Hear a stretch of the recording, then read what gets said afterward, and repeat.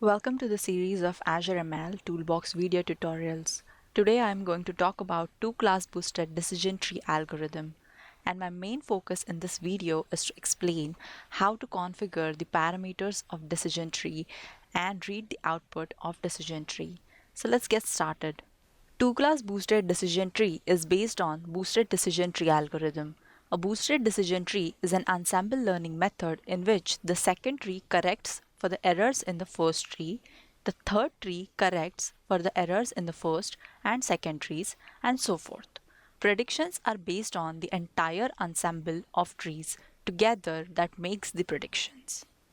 It is easy to configure and learn and also gives top performance on wide variety of machine learning tasks. However, it is one of the most memory intensive learner and therefore boosted decision tree might not be able to process very large amount of datasets that some linear learners can handle. So let's see how to configure this algorithm. Here I have my experiment ready for demonstration. I have used Titanic dataset in this experiment and I want to predict which people might survive and which would not.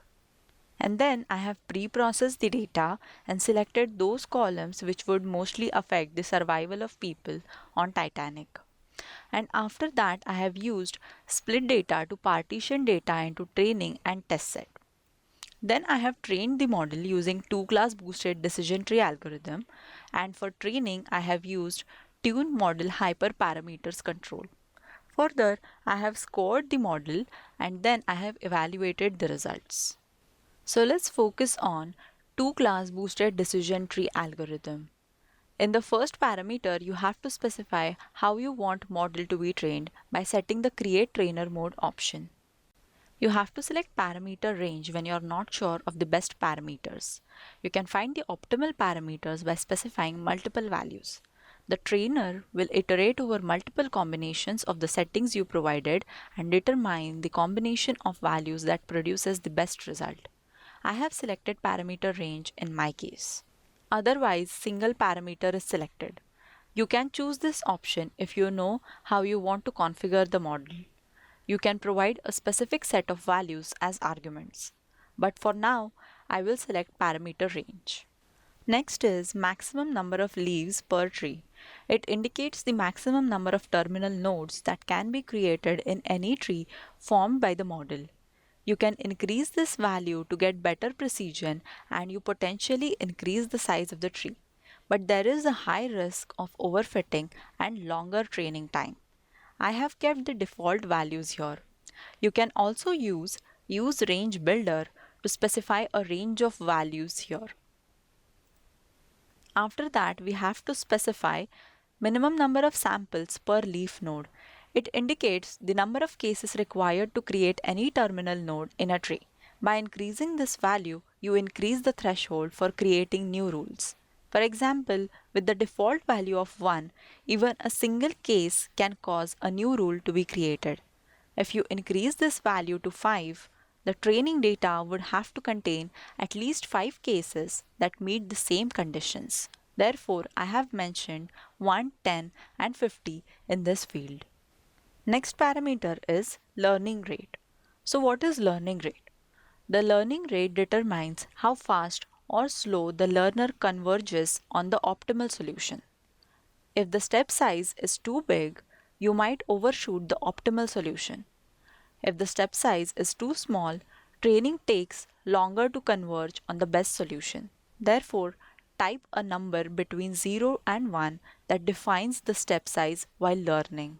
The next field is number of trees constructed, which indicates the total number of decision trees to create in the ensemble. This value also controls the number of trees displayed when visualizing the trained model. If you want to see or print a single tree, then you can specify value 1 in this field. However, this means that only one tree will be produced and n further iterations will be performed. By creating more decision trees, you can potentially get better coverage, but training time will increase. Therefore, I have mentioned values till 500 over here. You will have to play around with these parameters depending on your dataset to get the best model results. You can set the random number seed after that. I have kept 0, which means that initial seed value is obtained from the system clock. After this, you can just train the model by running the experiment. In my case, I have selected parameter range in create trainer mode option, and that is why I need to use tune model hyperparameters instead of train model. If I would have chosen single parameter option, then I would have used train model control. So now let's run the experiment. Our model is now trained, so I will go ahead and right click on Tune Model Hyperparameters Control to see the tree that was created on each iteration.